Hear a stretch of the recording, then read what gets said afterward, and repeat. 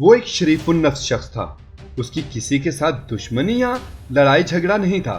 اس سے اسے کوئی خطرہ لاحق نہیں تھا. یہی وجہ ہے کہ اپنی بیوی کے ساتھ بغیر کسی سیکیورٹی کے خود ڈرائیو کرتے ہوئے وہ اپنے پوتوں اور پوتیوں کو اسکول سے لینے کے لیے لاہور کی کینال روڈ پر چلا جا رہا تھا.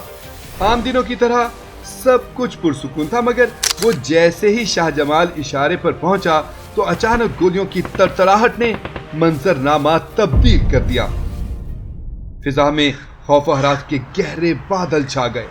گولیوں کی بوچھار سے اس کا جسم چھلنی ہو چکا تھا. اس کا جسم ٹھنڈا ہو چکا تھا. مرنے والا محمد جاوید بٹ تھا. اگرچہ وہ ایک شریف النفس شخص تھا، تاہم اس کے قتل کے تانے بانے لاہور کی دہائیوں سے چلنے والی مشہور گینگ وار سے ملتے ہیں. جی ہاں، یہ تیفی بٹ کا بہنوئی تھا اور اس کی موت تیفی بٹ، گوگی بٹ اور ٹرکاں والا خاندان کے مابین دہائیوں سے جاری دشمنی کا شاخسانہ تھا. ٹرکاں والا خاندان کون سا ہے؟ تیفی بٹ اور گوگی بٹ کون ہیں؟ ٹرکاں والا خاندان اور تیفی بٹ گوگی بٹ کی دشمنی کی ابتدا کیسے ہوئی؟ اب تک کون کون اس دشمنی کی بھینٹ چڑھ چکا ہے اور اس دشمنی کو نبھاتے ہوئے کون سے فریق کے حصے میں کیا آیا؟ یہ داستان سنا رہے ہیں ہم آپ کو آج کی اس ویڈیو میں. پی زی پرائم کی نئی دلچسپ اور معلوماتی ویڈیو میں خوش آمدید. اس داستان کا آغاز ہوتا ہے امیر الدین عرف بلا ٹرکاں والا سے. بلا ٹرکاں والا معروف گڈز ٹرانسپورٹر اور اکھاڑے کے نامی گرامی پہلوان تھے.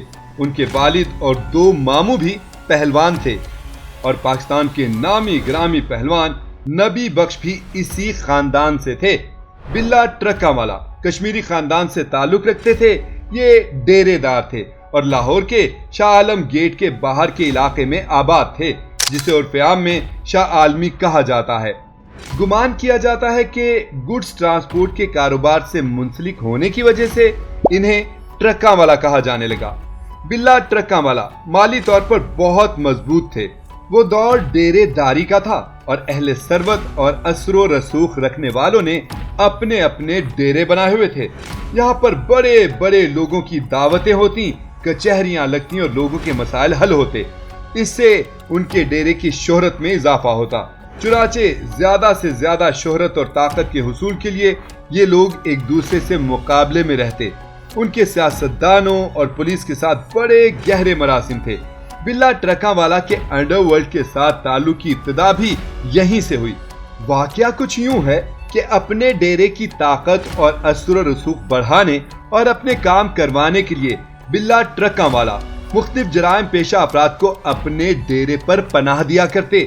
اس کے بدلے میں وہ ان سے اپنے کام بھی کروایا کرتے تھے. یہ لوگ عموماً معمولی قسم کے جرائم کیا کرتے تھے، جیسے دکانوں پر قبضہ، لڑائی جھگڑا یا پھر بدمعاشی وغیرہ.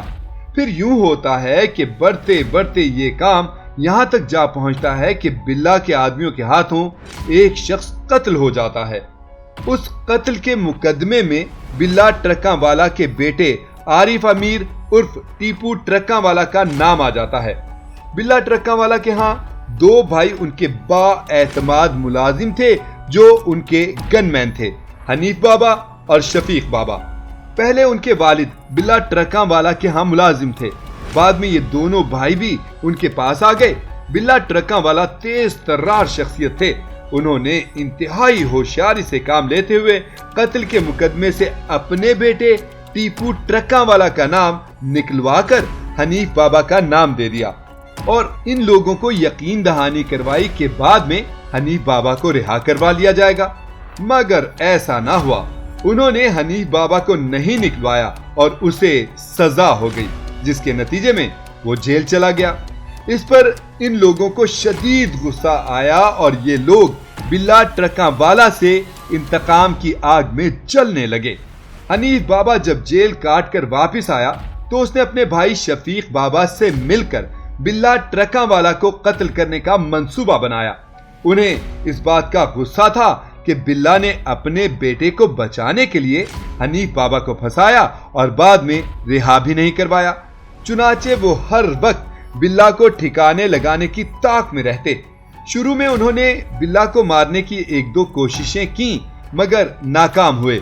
मगर फिर 1994 में एक दिन वो उन्हें डेरे पर ही कत्ल करने में कामयाब हो गए। बिल्ला को कत्ल करने के बाद वो गबाल मंडी के कारोबारी ख्वाजा तारीफ उर्फ तीफी बट और ख्वाजा अकील उर्फ गोगी बट के पास पनाह गजीन हो गए। तीफी बट और गोगी बट उस जमाने में अंदरून लाहौर के अंडरवर्ल्ड के बड़े नाम थे। वो खुद को कारोबारी कहलाते थे, जबकि उनका ज्यादातर ताल्लुक जमीनों और जायदादों पर कब्जे और बदमाशी से जोड़ा जाता था। हनीफ और शफीक ने बिल्ला को मारने के बाद उनके यहाँ पनाह ले ली तो टीपू ट्रक्का वाला की उनसे दुश्मनी की बुनियाद पड़ गई। फिर टीपू ट्रक्का वाला ने अपने बाप के कत्ल का बदला ले लिया। वो खुद तो सामने नहीं आया, मगर उसने हनीफ बाबा और शफीक बाबा को मरवा दिया। कहा जाता है कि उसने मिल मिलाकर उन दोनों को पुलिस मुकाबले में मरवाया था। इसके बाद टीपू ट्रक्का वाला पर कई कातलाना हमले हुए, जिनमें वो बच निकलने में कामयाब होता रहा। उन हमलों में भी मुख्तलिफ इश्तिहारी और किराए के शूटर्स इस्तेमाल हुए, ताहम तहकीकात का ताना बाना तीफी और गोगी बाट के गैंग से जा मिलता। 2003 में टीपू ट्रक्का वाला पर एक बड़ा हमला लाहौर कचहरी के इलाके में हुआ। वो खुद शदीद जख्मी हुआ, मगर उसके 5 मुहाफिज मारे गए। इस वाक़े के बाद टीपू ने अपने खानदान को दुबई मुंतकिल कर दिया और खुद भी कुछ अरसे के लिए मुल्क से बाहर चला गया। एक मर्तबा जब वो दुबई से लाहौर पहुंचा तो एयरपोर्ट के बाहर एक मुसल्लह शख्स ने उस पर फायरिंग कर दी। उसे हॉस्पिटल मुंतकिल किया गया, मगर वो जांबर ना हो सका। इसके बाद उसकी फैमिली दुबई से वापस लाहौर मुंतकिल हो गई। इस वाक़े का इल्जाम भी तीफी बट और गोगी बट के गैंग पर ही लगाया गया। फिर एक अरसे तक इस हवाले से खामोशी छाई रही। इस खामोशी का खात्मा तब हुआ जब 2024 के फरवरी में टीपू ट्रक्का वाला के बेटे अमीर बालाज को शादी की एक तकरीब में इंतहाई सख्त सिक्योरिटी के बावजूद गोलियां मारकर कत्ल कर दिया गया। उसके भाई अमीर मुसब ने कत्ल का इल्जाम तीफी बट और गोगी बट पर आयद किया। कत्ल के दूसरे ही दिन तीफी बट दुबई फरार हो गया, जिसे बाद में अदालत ने इश्तिहारी करार दे दिया। उस कत्ल की साजिश में अमीर बालाज का एक करीबी दोस्त एहसन शाह भी मुलविस था। उस पर अमीर बालाज की मुखबरी का इल्जाम था। एहसन शाह एक आम खानदान से ताल्लुक रखता था, मगर बड़े बड़े लोगों के साथ ताल्लुकात कायम करना और उनमें उठना बैठना उसका शौक था। वो अमीर बालाज के बहुत करीब आ गया था। कहा जाता है कि उसी के कहने पर अमीर बालाज ने उस शादी की तकरीब में शिरकत की थी। एहसन शाह भी गिरफ्तार हो गया। इस दौरान उसकी एक ऑडियो सामने आई, जिसमें मुबैना तौर पर उसने जेल से अपनी बीवी को फोन किया और पुलिस ऑफिसर के कत्ल की मंसूबाबंदी के बारे बताया। ऑडियो में वो बता रहा था कि उसने 1 माह के अंदर अंदर बैरूने मुल्क चले जाना है और जाने से पहले जिस पुलिस ऑफिसर ने उसे गिरफ्तार किया था उसका काम तमाम करना चाहता है। ऑडियो में उसकी बीवी सवाल करती है कि वो कौन है जिसने उसे गिरफ्तार किया। जवाब में वो उसे कहता है कि तुम्हारे वालिद का दोस्त है बादामी बाग वाला। और फिर कुछ अरसे के बाद पुलिस की तहवील में मुबैना तौर पर वो अपने ही साथियों के हाथों मारा गया। मीडिया के नुमाइंदों के पूछने पर उसकी वालिदा ने बताया कि वो मुकदमे की पैरवी नहीं करेंगी। एहसन शाह के कत्ल के कुछ ही दिनों के बाद तीफी बट के बहनोई जावेद बट को केनाल रोड के शाह जमाल इशारे पर गोलियां मारकर कत्ल कर दिया गया। कत्ल का इल्जाम अमीर बालाज के भाई पर लगाया गया है। कत्लो गारतगरी का दहाइयों पर फैला ये सिलसिला अभी जारी है और खुदा जाने इसका इख्तिताम कब होगा।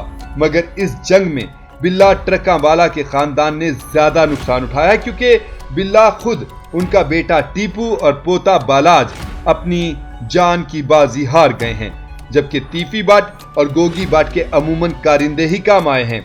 वीडियो पसंद आई है तो इसे लाइक करें और शेयर करें और मजीद ऐसी वीडियोस के लिए पीजी प्राइम को सब्सक्राइब कर लें।